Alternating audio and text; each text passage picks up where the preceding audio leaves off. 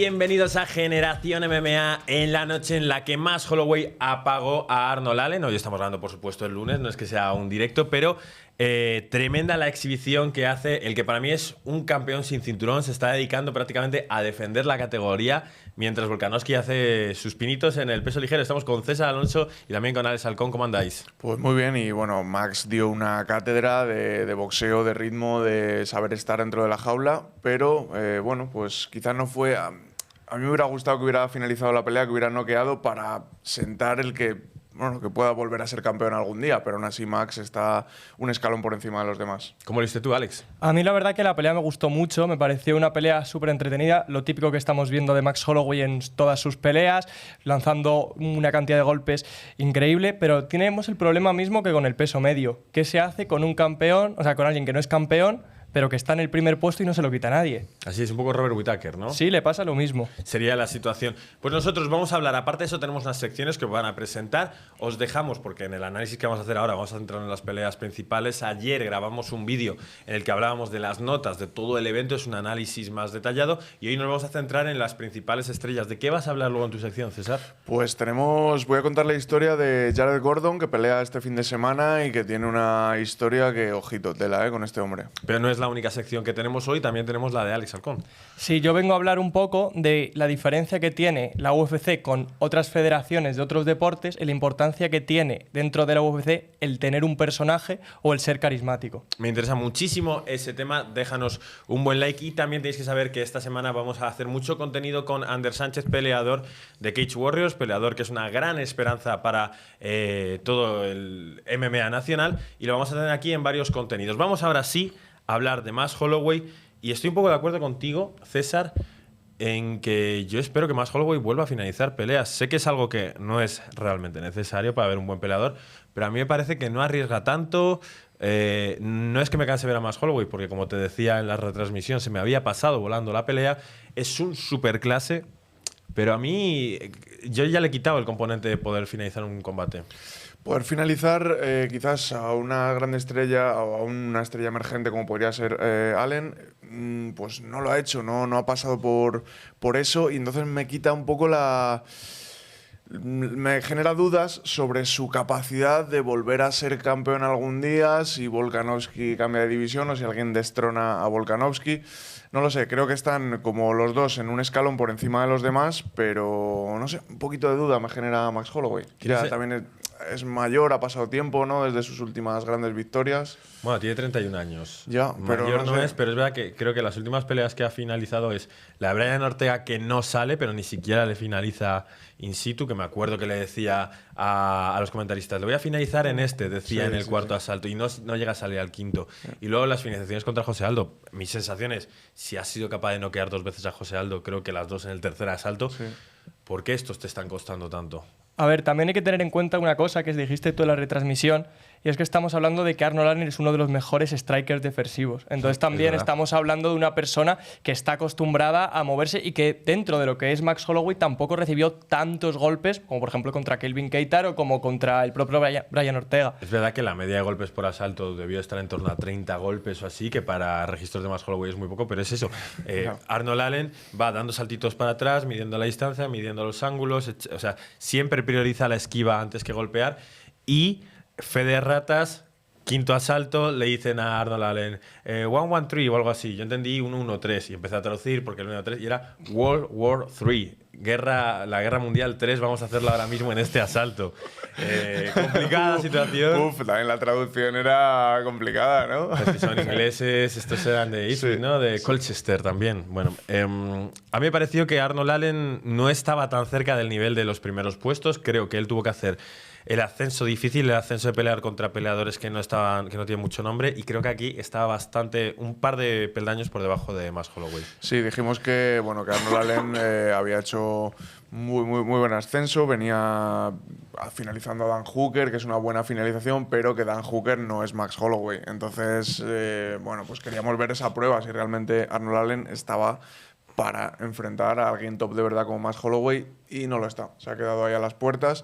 Tiene tiempo, puede recomponerse, puede volver a rehacer un poco carrera, conseguir otro par de victorias, mejorar Y realmente es un buen peleador, pero no está todavía al nivel de... Y menos, imagínate con Volkanovski, no está a ese nivel todavía. A ver, es verdad que llegaron a las cartulinas que pensábamos que algún juez podía darle 2 asaltos y medio a Arnold Allen, pero lo que me dio la sensación es que Max Holloway no tuvo que hacer un gran desempeño para conseguir vencer a Arnold Allen. No creo que tampoco es lo que estábamos hablando. Contra un peleador defensivo, si tú eres el que está llevando la iniciativa, le estás conectando más golpes y esa persona no tiene, porque hasta el último asalto tampoco se le veía con un hambre de voy a ir a por todas, estoy perdiendo la pelea. Hay peleadores que se están viendo que están perdiendo, se crecen y van hacia adelante. Con Arnold Allen, él en su cabeza no sabe cómo la tendría, pero estaba perdiendo la pelea. En el último asalto claro. no sabían qué asalto estaba, así que ya, así tenía la. Claro, tenía ya la fue el cabeza. momento en el que atacó, pero si tú estás ganando la pelea, la estás ganando bien, con lo mínimo, hablando de Max Holloway, una persona que dice que no quiere hacerse daño en los propios sparring, pues si con el daño mínimo estás ganando la pelea, pues no quiso arriesgar, yo creo. Claro, para que si para también. esta pelea, por mucho que la hubiese noqueado, no le iba a cambiar nada más Holloway. Ni va a ganar más seguidores, ni nada. Bueno, más seguidores, hablaremos de eso en la última sección. Una única pregunta. Ayer me cayó un poco de hate porque, bueno, se me considera el... A ver, ¿qué te ríes tanto? Gonzalo, qué no, raro, no has ¿no? visto el vídeo ayer, no. El vídeo ayer es muy tranquilito. No lo he visto, no lo he visto. Se me considera el presidente del club de fans de tóxico de Ilia Topuria, porque hay una cosa que yo no había notado, pero en Latinoamérica, como consumen mucho contenido español, hay como una corriente de que los fans de Ilia Topuria son tóxicos, se suele decir, y se dice muchísimo. Yo no sé si serán tóxicos o no, porque es verdad que en redes sociales, sobre todo, doy contenido, no me pongo a leer las redes Pero, sociales. ¿y a qué se refieren? ¿Como que eres demasiado fan o algo así? Yo creo que sí, que es como que todo el rato estamos diciendo que Ilia es el mejor, que es el mejor, que es el mejor. Lo que pasa con Ilia es que cuando yo le conozco con su 4-0 en España y digo, oye, este chico es un top 20 dentro de España, no ha demostrado nada. Cuando está en Brave y digo, es que este chico en UFC lo petaría, está en Brave. Cuando llega a UFC, no, es que todavía no ha ganado, es que tiene que ganar. Algún día alguien va a ganar Ilia Topuria. Eso es así. Ojalá no, pero algún día le va a ganar. Pero hasta entonces, Ilia Topuria está por encima de Bryce Mitchell. Ilia Topuria es favorito contra Joe, por mucho que la gente... claro, todavía no se ha enfrentado con él, pues evidentemente todavía no puede mostrar que es favorito. Pero ya os digo yo que los niveles no se saben solo cuando ves una pelea. Entonces, quería preguntar, Ilia Topuria, tras estas 2 actuaciones, contra estos 2, ¿cómo lo veis? Pues yo lo veo con muchas posibilidades y veo que realmente Max Holloway es muy bueno haciendo lo que hace, pero en otras partes del juego creo que no es tan bueno y me parece que Ilia Topuria es más completo. A lo mejor en una pelea a puntuar en boxeo o a ver quién pega más golpes, pues no gana Ilia Topuria, pero en una pelea en la que se puede derribar, se puede amarrar contra la reja, se puede hacer suelo, se puede, etcétera. Creo que Ilia Topuria tiene posibilidades de ganar a Max Holloway. Además, ayer lo vi más claro todavía. Yo pienso que en lo que es boxeo puro, Max Holloway sí es mejor que Ilia Topuria. Pero lo que estamos hablando, con todas las mecánicas del juego y con todo lo que se puede hacer, yo creo que le podría complicar mucho la pelea porque no es tan unidimensional en ese aspecto. Y es eso. Y respecto a lo que decías tú antes, es que también es muy sencillo criticar por lo bajo, en el aspecto de... Una persona dice, este peleador es buenísimo. Bueno, estás exagerando. ¿Qué pasa? Que cuando ese peleador gana, es mucho más sencillo decir, ¡buah, yo ya lo sabía! Como por ejemplo lo de Adesanya, todo el mundo, es que Pereira va a ganar a Adesanya, la gente que decía, Adesanya puede ganar. Buah, es que no te lo crees ni tú. En el momento en el que gana Adesanya, toda esa gente desaparece y es mucho más sencillo. Pues con Ilia va a pasar exactamente lo mismo. Se me había olvidado que estabas de celebración tras la victoria de Hombre, es que tenía que sacarlo, que no estuve en el programa, yo tenía que decirlo. Fíjate cómo de celebración estás, que no te has podido poner la americana bien, que tienes el cuello ahí un poco levantado, póntela bien. Bueno, pues me queda hablar de Barbosa porque hoy vamos bastante rápido. Opinión rápida de Barbosa y Cuarantillo, que es lo que creo que ha visto todo el mundo, aparte de la pelea principal. Barbosa, tío, lo notaba súper fuerte. Estaba como incluso más musculado, ¿no? Que otras veces. No, parecía que estaba como una bestia y ese rodillazo que salió de la nada, que la cámara de UFC no nos lo enseñó a la primera, pero fue una pasada como le pilló ahí justo en timing y devastador. Bueno, siempre me ha gustado Barbosa, a quien no le gusta. Pero justo viene después de que Cuarantillo le pegue una patada, creo que es una patada frontal, y en la caída le pega un puñetazo, pero justo también coincide que es la rodilla. A mí me da la sensación de que Cuarantillo podía ganarle perfectamente. Estaba el combate ahí, pero entre la rodilla. De hecho, Edson Barbosa les explica, no, es que les explica dentro del octágono, es que os veía que bajaba la cabeza cada 2x3, llevaba entrenando semanas este rodillazo y ha entrado como yo pensaba que iba a entrar. Es que también el problema si te enfrentas a Barbosa es que es un peleador que va de 0 a 100, que es un peleador explosivo, puede estar súper súper parado y de repente lanzarte un golpe de ese estilo. Entonces, nunca puedes estar preparado para eso, siempre tienes que mantener una distancia. Entonces, en cuanto vio que bajaba la cabeza, ¡fum!, pasó de 0 a 100 y le metió la rodilla que le metió. Pero si mantienes una distancia con Barbosa, te voy a meter las patadas. Es complicado, tienes que ir al suelo. Eso, bueno, pues este es nuestro análisis de lo que pasó en ese Fight Night Kansas City, que fue tan espectacular, tan buen cartel. Ya sabéis que tenéis más ampliado el análisis detallado en el vídeo de ayer. Y ahora vamos a pasar a la siguiente sección.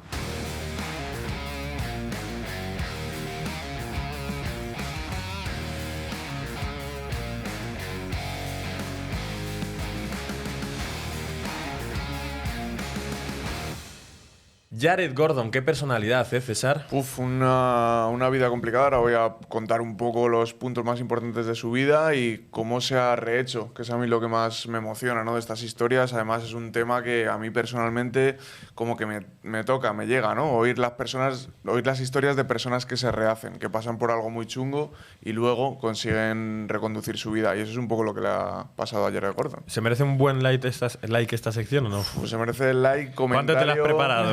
Me la he preparado muchísimo porque además me causaba como interés y, bueno, comentar abajo lo que queráis, pero vamos, una historia que te deja tocado, ¿eh? Arrancamos ya con ella, ¿vale? Vamos con ello, pues. Porque pelea este fin de semana, que después por lo que hablamos. Eso es, pelea este fin de semana. Ya sabéis que viene de una derrota con Paddy Pimblett, una derrota controversial, ¿verdad, Alex? Sí. A ver, sí, yo le hubiera dado ganador. Así que, bueno, pues la historia de Jared Gordon es curiosa, con cosas muy malas, ¿no? Lo cierto es que él viene de una familia más o menos normal, o sea, tiene los dos padres estructurados, dice, habla muy bien. Una familia más o menos normal, 2 padres, tiene 20 dedos, 2 ojos. Hombre, hay gente, Gonzalo, que no tiene 2 padres. Ya, por supuesto. Me imagino que lo entienden, ¿no? Hombre, por supuesto lo entiendo, porque creo que de aquí, de esta mesa, hay pocos que tengan 2 padres, pero bueno. Sí, pues lo que me refiero es que no viene de un entorno chungo, de una familia, de una familia desestructurada, viene de una familia bien, tiene 2 hermanos, uno mayor y otro pequeño, y habla muy bien siempre de todos ellos. Pero lo cierto es que sufre una situación muy chunga cuando es niño, cuando tiene 9 años, sufre una agresión sexual. Entonces, bueno, pues eso obviamente le marca toda su vida. De hecho, eso ocurre cuando tiene 9 años y poco después ya empieza incluso a probar la marihuana. Sin entrar en el morbo, ¿se sabe qué tipo de agresión sexual es? Una agresión... No se sabe, no dice, lógicamente no hay detalles en internet, él creo que tampoco ha contado más. No, creo que no es ningún familiar ni nada así, pues alguien a lo mejor fuera de la familia, no hay más detalles. Entonces, lógicamente, pues esto le causa un tipo de sensaciones internas que le llevan a, incluso con 9 años, probar la marihuana. Después, pues prácticamente para tapar todo ese dolor, para tapar toda esa situación, empieza a probar diferentes drogas, diferentes sustancias. Pero seguimos hablando de la adolescencia más primaria, ¿no? Sí, de 12 años. Imagínate, 10, 12 años en el colegio, en tal, pues ya empieza con una sustancia, no entiendo de sustancia, hay una sustancia que se llama, un medicamento que se llama Xanax, que es una benzodiazepina, que es lo típico como un relajante para la gente que tiene ansiedad y ese tipo de problemas. Entonces empieza con eso a tope. Aparte, para costeárselo, empieza a vender ese tipo de pastillas en el colegio. O sea, imaginaos, pues eso, un chaval de 12, 13 años vendiendo pastillas y consumiendo a tope. ¿De dónde es él? ¿Sabemos de dónde es él? De Nueva York. Claro, es que Nueva York, algunas zonas incitan un poco a eso. Ah, por cierto, lo hago muy tarde, pero lo recordaré. Hicimos el podcast de Mike Tyson y muchas de las preguntas que habéis dejado en el podcast de Mike Tyson están contestadas en el podcast de Jorge Lera, Libra por Libra, en el que programas como el de Mike Tyson hay a porrón. Tenéis análisis de todos los peleadores, de todos los boxeadores destacados de toda la historia, así que echadle un ojo. Héctor, no sé si puedes poner su podcast en la caja de comentarios, ¿vale? Seguimos. Hablamos de que Nueva York puede ser complicado. Yo no sé si en Kansas, por ejemplo, habrá muchos niños de 11 años trapichando con Xanax. No estoy seguro, pero claro, en Nueva York, pues una ciudad más grande en la que hay de todo, pues te puedes adentrar como en los mundillos que quieras. Y Jared Gordon se adentró en ese mundo de drogas, vendía también cocaína. Bueno, pues así pasó un poco su adolescencia. Fiesta, drogas, vender. Y también le molaba mucho el UFC, eso era como su afición, y empezó también a entrenar un poco. Joder, pues menudo pieza tiene que ser. Que le guste la UFC, nosotros precisamente defendemos, nosotros tres, ninguno es una persona conflictiva, pero si te dedicas en Nueva York con 14 años a vender cocaína, pues joder. Es una buena mezcla. Tenía que caer en su clase. Tenía que ser una joyita. Empezó a entrenar en el gimnasio de Frankie Edgar, que era como un poco su referente, y podía entrenar ahí. Rhino Fight Team, me parece que se llamaba. Pero luego Frankie Edgar se muda a Railongo, ¿no? Eso es. Pero ese gimnasio es donde empezó Frankie Edgar. Después se hizo adicto a todo tipo de analgésicos porque tuvo una pelea amateur y después de esa pelea tuvo una lesión en el cuello bastante importante. Entonces le dijeron, bueno, pues tómate esto, tal, no sé qué. La lió parda. Bicodin, oxicotin, que son analgésicos. Es que lo que pasa con todos los analgésicos, con antidepresivos y demás, bueno, lo que pasa, como si yo fuese experto, pero precisamente vengo de hace una semana, me terminé la biografía de Matthew Perry, que te habla todo el rato de las adicciones que tiene. Matthew Perry es el actor que interpreta a Chandler en Friends. Lo que pasa es que tú te tomas una pastilla y te sienta muy bien, pero te apetece tomarte media más. Y luego, si te tomas esa media más, con una no te hace el efecto suficiente, entonces acabas alargándolo. Es tan fácil ser adicto a este tipo de cosas. Y además es fácil de conseguir, ¿no? Porque si lo puedes conseguir en una farmacia, incluso son más baratas que otro tipo de drogas a veces, pues bueno, se volvió súper adicto. Lo mismo seguía vendiendo, empezó a vender cocaína también para costearse todas esas adicciones. Y a los 22 años, cuando bueno, él tenía como un mejor amigo, que es el que también hacían los negocios de vender y tal, su mejor amigo muere de sobredosis. Wow. Con él, estando con él. Entonces, o sea, que prácticamente él se siente responsable de la muerte. Porque, bueno, no es que él mismo dice, no es que yo se lo metiera en la boca, pero al final estábamos los dos ahí con ese rollito y entonces ocurrió eso.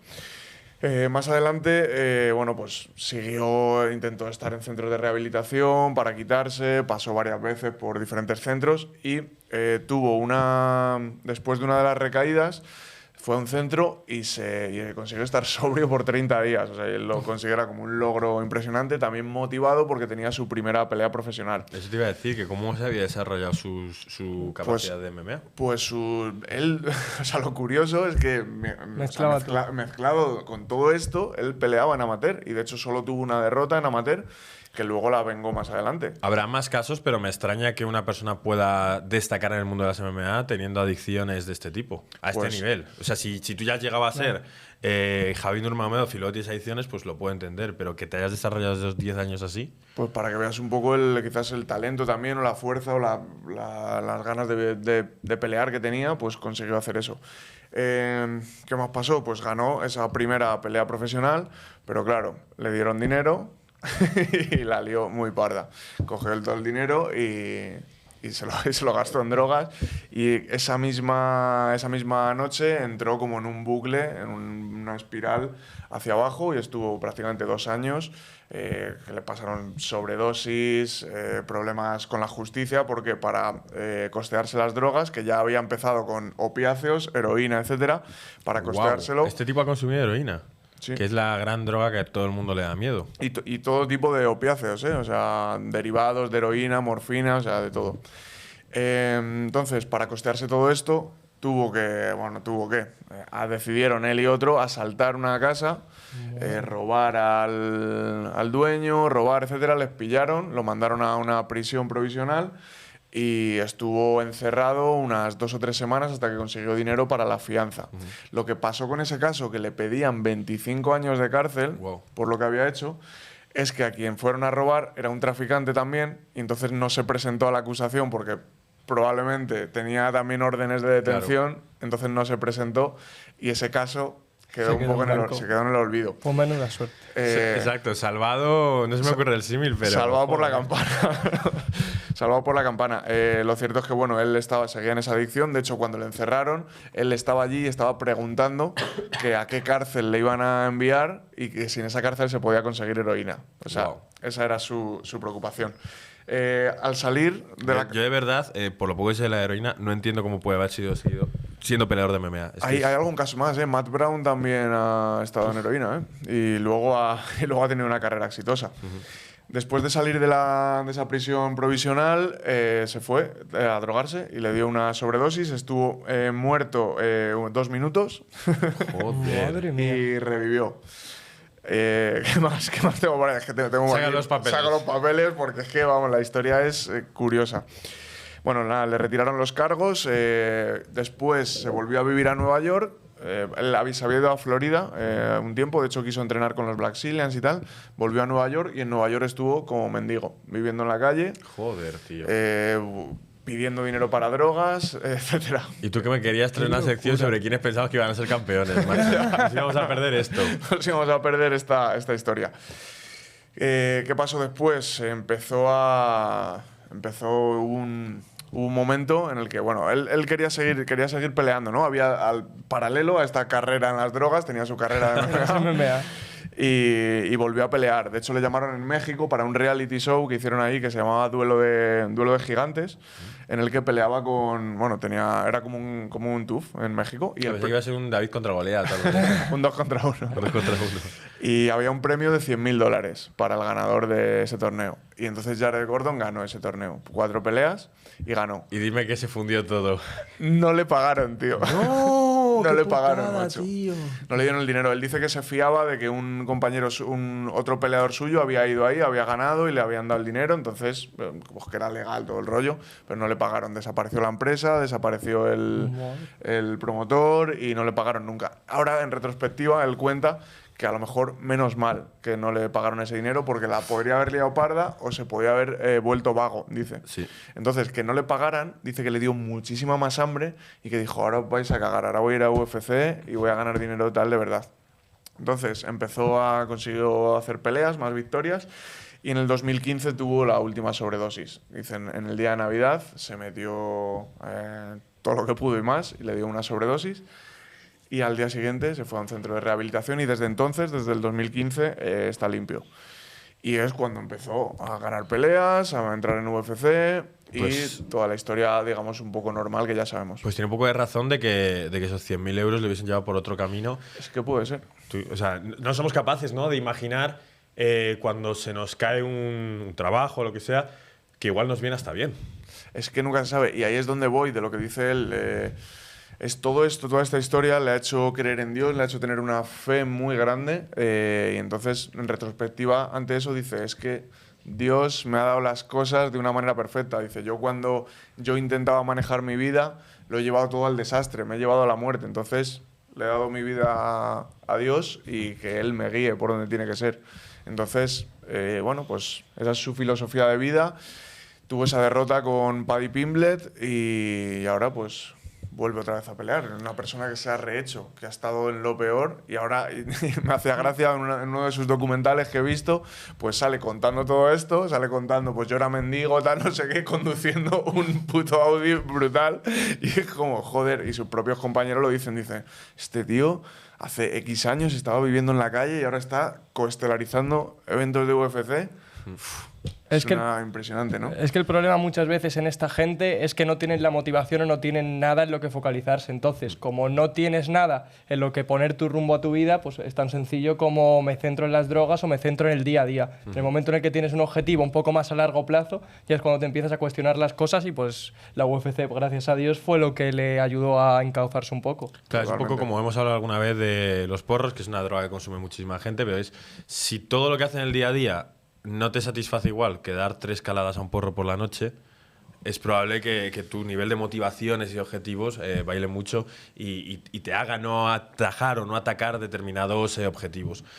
Oye, hablaría mucho de Jared Gordon, pero hoy nos hemos propuesto ir bastante rápido. Una super sección, César, pero toca hablar también de la sección de Alex Hidalgo.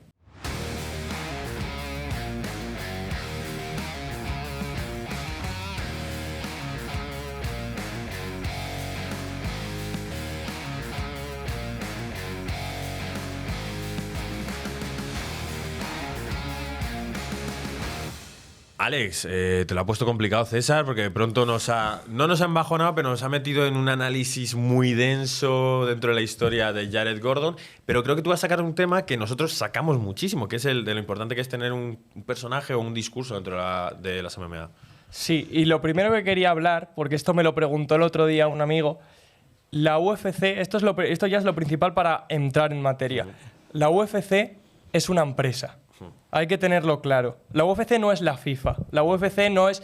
Entonces, la UFC no va a estar en los Juegos Olímpicos, ¿vale? Que es que me lo estuvieron preguntando un montón de gente y no porque es una empresa privada. Y a raíz de ahí vamos a hablar de todo lo demás.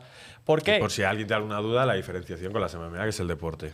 ¿Por qué? Porque la UFC, el objetivo principal y por lo que está tan diferente, tuvimos además un debate con Jorge Lera, no sé si te acuerdas, de la importancia de los Juegos Olímpicos y de lo grande que era, y que tú hablabas de que la UFC era grande de por sí como espectáculo y que no era tan importante en los propios Juegos Olímpicos. Pues no tengo ni idea de haber tenido esa Pues conversación. tuvimos una conversación en una de las cenas. Ah, vale, porque era una de las cenas de Generación MMA, ya me acuerdo. Entonces, ¿qué es lo que pasa con la UFC? Que como puede pasar con el boxeo profesional, se ha ido tan lejos de lo que es el deporte, como puede ser el fútbol, como puede ser el baloncesto, quitando la NBA, como puede ser el balonmano, que se ha hecho su propio espectáculo. Además, la UFC y las MMA son un deporte que llama tanto la atención por su estilo que no necesitan de ese deporte.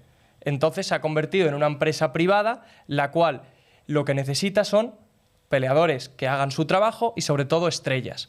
Y venimos al primero de los puntos. Normalmente cuando tú ves fútbol, cuando ves NBA, cuando ves diferentes deportes de este estilo, ves torneos.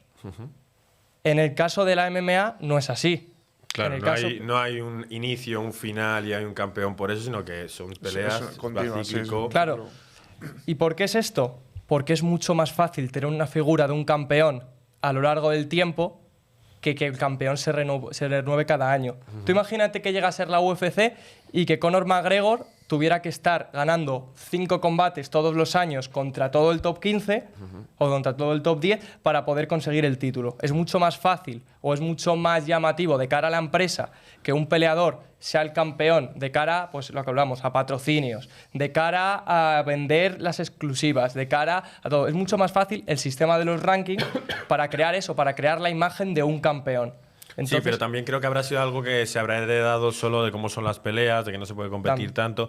Se intentan todos los años en distintas promotoras hacer ligas y demás, pero es que es muy difícil de mantener. Sí, además por la naturaleza del deporte hay muchas lesiones, muchas caídas de peleas. Es raro, no se cae, un partido de fútbol no se cae, ¿sabes? Entonces, por la naturaleza del deporte es complicado mantener hacer como un campeonato. Yo a veces lo he pensado, ¿no? Igual sería el mejor formato para las MMA. Y los torneos de MMA me gustan, pero es que es difícil. Son mucho más complicados. Sí, es complicado mantenerlo. Entonces, a raíz de todo eso, quería hablar de la diferencia de peleadores que han sido mucho más famosos desde antes o que llamaban mucho más la atención y la diferencia que han tenido para llegar al título en comparación con otros peleadores que, por así decirlo, no eran tan conocidos. Vale. Conor McGregor tuvo 5 peleas en la UFC para llegar al título. Para la 5ª pelea fue su primera pelea por el título interino. Wow, para que os hagáis una idea. No me acordaba que había sido tan rápido. Fue súper rápido, tío. Jiri Prochazka, su 3ª pelea de UFC ya fue por el título. Sí. Y Brock Lesnar fue la 2ª. Los 3 hablamos de peleadores que ya eran bastante conocidos, que llamaban la atención, que llamaban gente, y eso lo que podemos demostrar es que, a diferencia de un formato torneo, de lo que puede ser, por así decirlo, si a ti te ponen en un torneo, tú tienes más o menos siempre la misma, o un combate más, un combate menos, pero la misma diferencia que tus rivales. Ves la diferencia de ser un personaje conocido a ser un personaje que no, como puede ser, por ejemplo, Belal Muhammad, que lleva 8 victorias y un empate, y todavía no le han dado una pelea por el título, y seguramente su siguiente pelea tampoco sea por el título. Y la siguiente tampoco. De hecho, con lo referente a Arnold Allen era la primera persona junto a Tony Ferguson que había conseguido 10 victorias en la UFC sin tener un título, sin un combate por el título.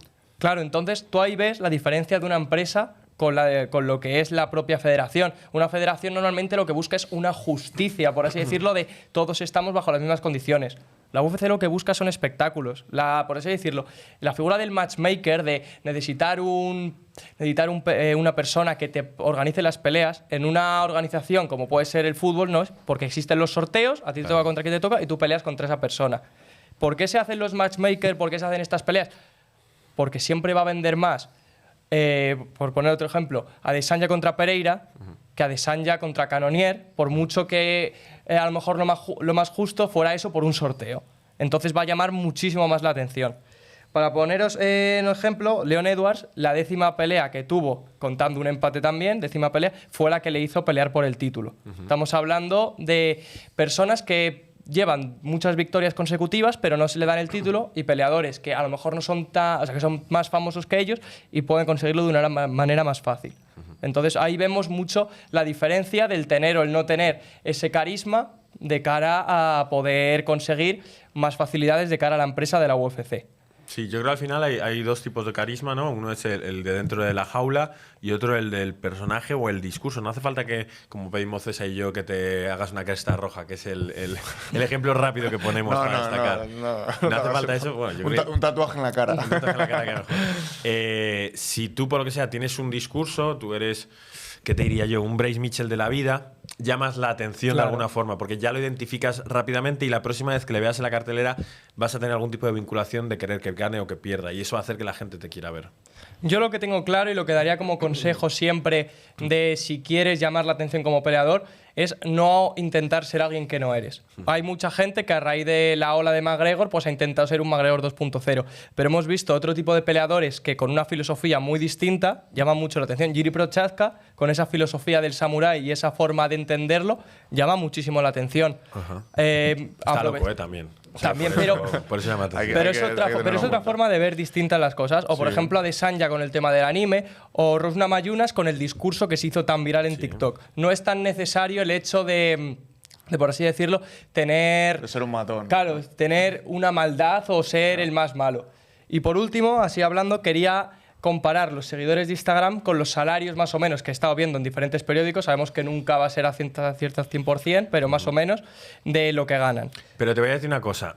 Vamos a hacer referencia con esos periódicos, pero es que si son los que me has dicho que eran antes y encima siendo salarios de MMA, el número de dinero que ganan puede ser totalmente distinto, ¿eh? No penséis que nosotros estamos defendiendo que son informaciones veraces. Claro, es que más o menos es lo que he podido sacar mirando en diferentes medios. Sí. Vale, voy a hablar del top 5 actual, o sea, del top 5 actual de seguidores de Instagram de luchadores, tanto retirados como no retirados, y lo que ganaron en su última pelea. Venga.